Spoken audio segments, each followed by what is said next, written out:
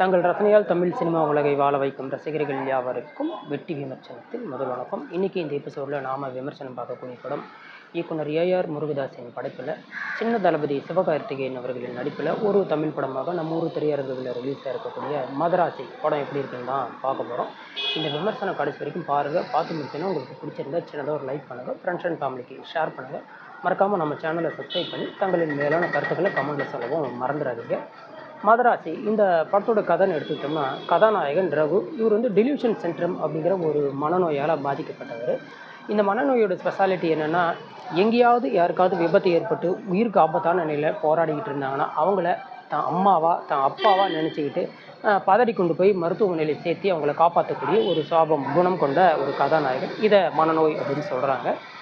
அடுத்ததாக இன்னொரு பக்கம் பார்க்க போனால், தமிழ்நாட்டில் துப்பாக்கி கலாச்சாரத்தை பரப்பியே ஆகணும் அப்படிங்கிறத காத்துக்கிட்டு இருக்கக்கூடிய ஒரு சிண்டிகேட். அவங்க ஒரு பெரிய கேஸ் ஃபேக்ட்ரியில் ஒரு 2-3 கன் கன்சைன்மெண்ட்டை வச்சுக்கிட்டு தமிழ்நாட்டுக்குள்ளே இதை கள்ளத்தனமாக எப்படியாவது தள்ளி விடணும், தமிழ்நாட்டையே சுடுகாடாக்கணும், அமைதி பூங்காவாக இருக்கக்கூடிய தமிழ்நாட்டை அலங்கோலப்படுத்தணும் அப்படின்னு நினைக்கக்கூடிய ஒரு கேங்கு. இதற்கு இடையில் இந்த கன் கல்ச்சரை பரப்பக்கூடிய இந்த கேங்கை பிடிக்கணும் அப்படிங்கிறதுக்காக எண்ணெய் அதிகாரியாக இருக்கக்கூடிய நம்ம அதிகாரி பிரேம்குமார், அதாவது பிஜு மேனன். ஸோ இவங்களுக்கு அடுத்தடுத்து என்ன தான் நடக்குது அப்படிங்கிறது தான் இந்த படத்தினுடைய ஒட்டுமொத்த கதையுமே. என்னை பொறுத்த வரைக்கும் தியேட்டர்கிட்ட நின்று சொல்கிறேன், யாராவது என்னை அடித்தாலும் சரி, இந்த படத்தினுடைய ஸ்க்ரீன் ப்ளே அப்படிங்கிற ஒரு விஷயம் இருக்குது பார்த்தீங்களா, சும்மா சொல்லக்கூடாது. பர்ஃபெக்டாக ஃபேண்டாஸ்டிக்காக மேக் பண்ணியிருக்காரு நம்ம ஏஆர் முருகதாஸ். துப்பாக்கிக்கு அப்புறம் ஒரு நீட்டான clean and clear screenplay பாராட்டியே தீரலாம். ஆனால் இதில் வருத்தப்படக்கூடிய விஷயம் என்ன தெரியுமாங்க, ஸ்டோரி அப்படிங்கிற ஒரு சின்ன விஷயம் தாங்க. ரொம்ப ரொம்ப ரொம்ப மொக்கையான முட்டாள்தனமான படைப்பை தான் முருகதாஸ் அவர்கள் முன் வச்சிருக்காரோ அப்படிங்கிற எண்ணமும் இந்த கதை ரீதியாக நமக்கு பார்க்கும்போது தோணுது. இன்னும் குறிப்பாக சொல்லப்போனால், கன் கல்ச்சரை பரப்பணும்னு நினைக்கக்கூடிய ஒரு கேங்கு, அதை தடுக்கணும்னு நினைக்கக்கூடிய என்ஐ டீம், அந்த என்ஐ டீமுக்கிட்ட எத்தாச்சே மாட்டக்கூடிய கதாநாயகன், இவங்களுக்கு அடுத்தது என்னென்ன நடக்குது அப்படிங்கிற மாதிரியான விஷயத்தை இவர் படமாக எடுத்து வச்சுருந்தாலுமே, என்னை பொறுத்த வரைக்கும் நம்ம ஊரில் ஒரு நாட்டு துப்பாக்கி வச்சுருந்தாலே நம்ம போலீஸை கூட்டிகிட்டு போய் 4 மாதமாக குமுறி நடைப்பணம் மேலே ஒரு மனுஷனை வெளியே அனுப்புவாங்க. அப்படி இருக்கும்போது இந்த படத்தில் சாதாரணமாக எல்லாத்துக்கும் இலவசமாக துப்பாக்கி கொடுத்து தமிழ்நாடு முழுக்க துப்பாக்கி கலாச்சாரத்தை பரப்புற மாதிரி காட்டக்கூடிய விஷயமாகட்டும். அதே மாதிரி இது மட்டும் போதாது, தமிழ்நாட்டில் எல்லார் கையிலையும் துப்பாக்கி இருக்கணும் அப்படிங்கிறதுக்காக வில்லன் நினைக்கிற விஷயமாகட்டும். இதை தடுக்கணும்னு நினைக்கிற ஒரு டீமு, அந்த டீமுக்கிட்ட இப்போ இந்த மாதிரியான ஒரு மனநோயால் பாதிக்கப்பட்ட நம்ம கதாநாயகன், அவருக்கு ஒரு காதலி இருக்கும், அந்த காதலி விட்டுட்டு போயிடுச்சு அப்படிங்கிறதுக்காக சாகணும்னு முயற்சி பண்ணுவார்.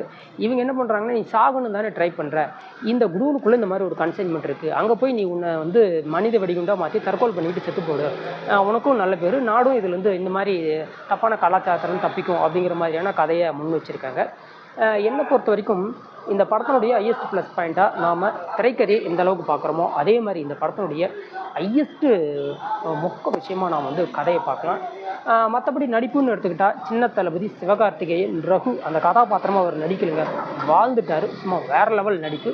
அதே மாதிரி அவருக்கு பேராக வரக்கூடிய ருக்மணி வசந்த், மாலதி அப்படிங்கிற கதாபாத்திரத்தில் ரொம்ப பர்ஃபெக்டாக நடிச்சிருக்காங்க.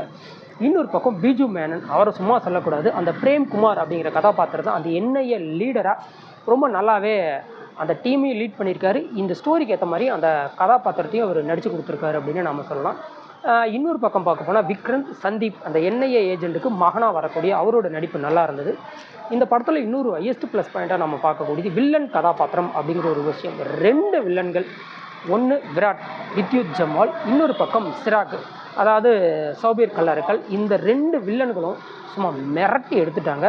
இவங்க 2 பேரில் யாருக்கு அதிகமான ஸ்க்ரீன் ஸ்பேஸ் இருக்குது, யாருக்கு அதிகமான ஸ்க்ரீன் ஸ்பேஸ் கம்மியாக இருக்குது, யார் நடிப்பு நல்லா இருக்குது அப்படிங்கிறத நம்மளால் ஜட்ஜ் பண்ண முடியாத அளவுக்கு 2 பேருமே கலக்கி எடுத்துட்டாங்க.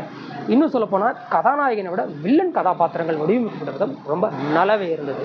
இன்னொரு பக்கம் தலைவாசல் விஜய் அவர்கள் கதாநாயகனுக்கு மனநல மருத்துவராக வரக்கூடியவராகட்டும்.